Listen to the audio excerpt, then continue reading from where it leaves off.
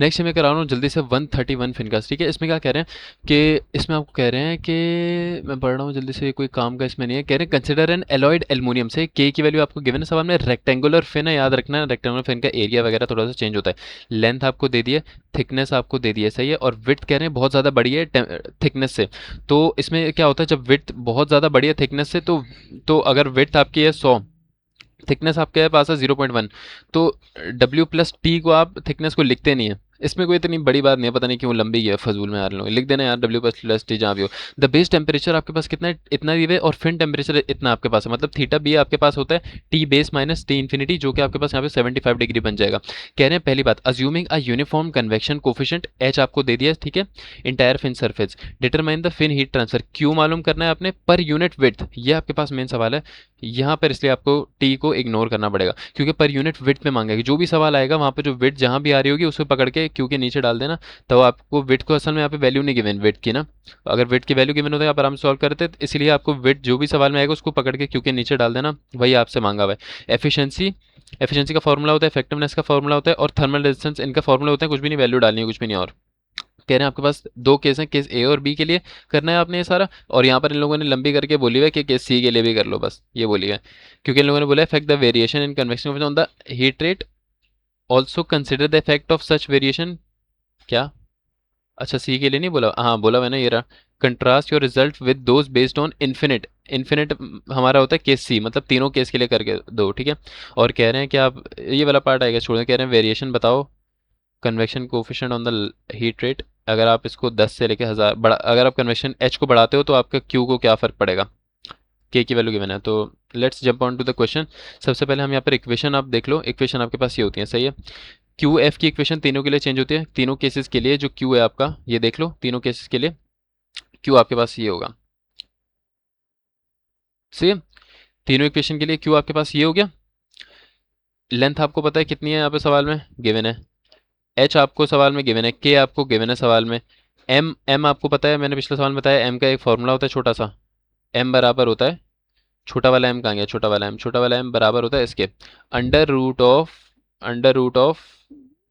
इन लोगों ने थोड़ा डायरेक्ट लिखा है पिछले सवाल से, अगर मैं दिखाऊं, एच पी अपॉन के ए सी, इसके बराबर होता है एम। तो अगर पैरामीटर रेक्टेंगुलर डक्टर, रेक्टेंगल का पैरामीटर होता है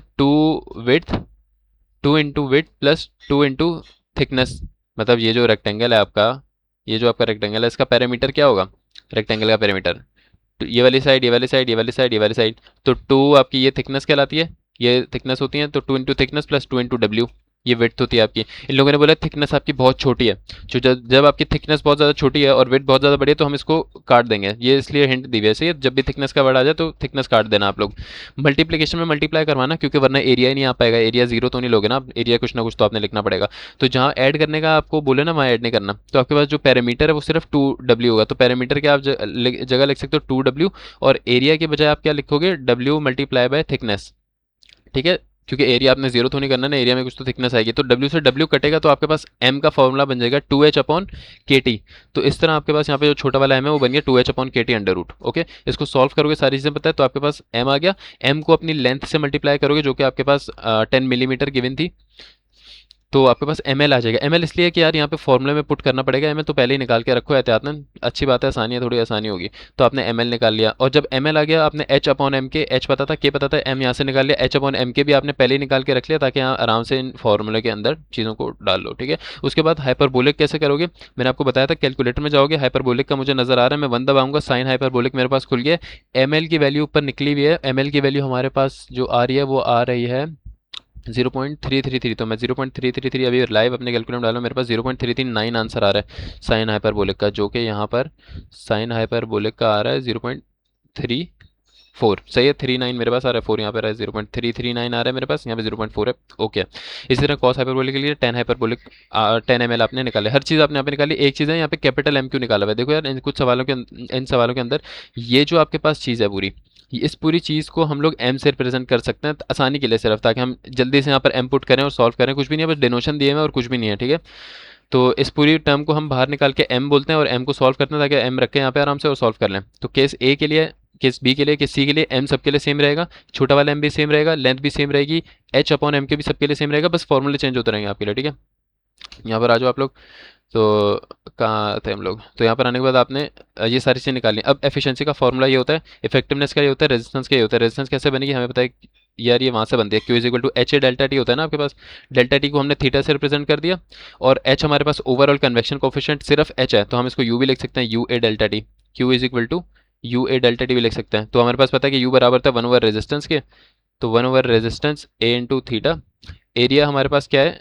एरिया हमारे पास, एरिया पता नहीं क्या था, किस तरह हो रहा था, पर यूनिट विड्थ करके कुछ हो रहा था, तो पर यूनिट विड्थ में क्यू डैश हो जाता है, Q dash is equal to theta upon R, और R is equal to theta upon Q. इस यहाँ से ये फॉर्मूला बन जाता है रेजिस्टेंस का, ठीक है। तो ये मेन मकसद नहीं है, मेन मकसद ये है कि रट्टा मारना। यार ये थोड़े से फॉर्मूले में अगर आपको इशू हो रहा हो तो फॉर्मूले में मैं समझा देता हूँ, ये इंपॉर्टेंट चीज़ है कि आपके पास जो इफेक्टिवनेस एफिशिएंसी में क्या फ़र्क होता है। एफिशिएंसी होता है कि आपने फिन की एफिशिएंसी निकालनी है, फिन की, ये जो फिन है इसकी एफिशिएंसी निकालनी है। ये ऐसे निकालेंगे कि हम ऊपर निकालेंगे जो फिन का एक्चुअल जो अभी परफॉर्म कर रहा है, अभी जो फिन का actual heat transfer divided by fin का मैक्सिमम हीट ट्रांसफर, ये इसकी एफिशिएंसी है कि आपका फिन कितना एफिशिएंट है। इफेक्टिवनेस नहीं, फिन फिन इट सेल्फ कितना एफिशिएंट है, तो आप फिन को फिन से ही कंपेयर कर रहे हो, ठीक है।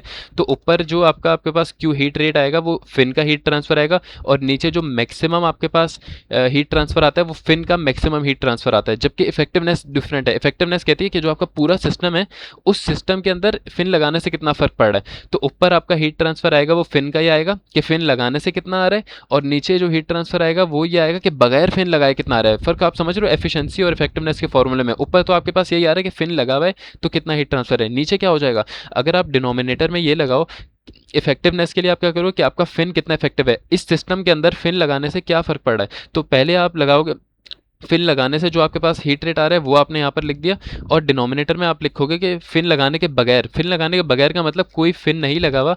तो जब फिन नहीं लगा हुआ तो सर की स्लाइड्स के मुताबिक आप इसको सॉल्व करते हो ऐसे, ये देखो, ये फिन लगाने के साथ है, ये फिन लगाने के बगैर, इस तरह से, ये फिन लगाने के साथ, फिन लगाने के बगैर। तो फिन लगाने के बगैर क्या होगा, आपके पास जो ये टेम्परेचर बेस है और ये टेम्परेचर इन्फिनिटी है, आपके पास डायरेक्ट सीधी कन्वेक्शन बनेगी, Q is equal to H A delta T. Delta T आपके पास हो जाएगा T base minus T infinity, और हमें पता है जो बेस वाला होता है उसको हम थीटा बी से रिप्रेजेंट कर देते हैं, तो इसलिए आपके पास यहाँ पर ये बन गया, ये आपके पास बन गया यहाँ पे एफिशिएंसी का formula H into area into theta B. ठीक ठीक है। एरिया आपका बराबर है डब्ल्यू इंटू टी, सही है, डब्ल्यू टी के बराबर है एरिया। अब क्योंकि तो हम यहाँ पर क्यू एफ पर यूनिट विड्थ की बात कर रहे हैं, तो विड्थ विड्थ हमारा इस फॉर्मूले में चला गया, ठीक है। तो हमें विड्थ यहाँ से इसलिए सिर्फ थिकनेस रह गया एरिया वाला।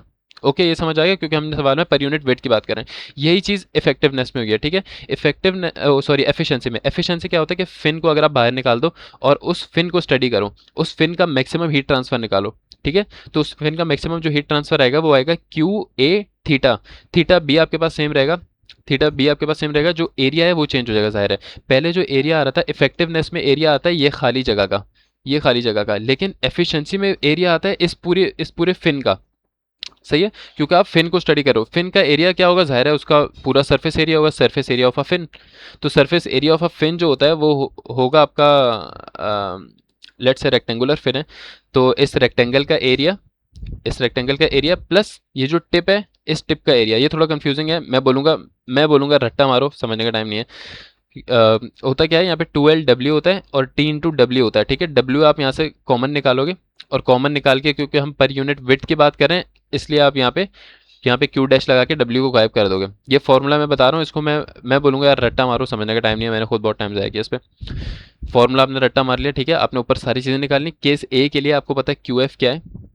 केस ए के लिए आपका QF होता है, यहाँ पर लिखा हुआ है, ये रहा केस ए के लिए QF। यहाँ पर सारी वैल्यूज डालो, QF आ जाएगा, सिंपल है। QF आ गया आपके पास 151।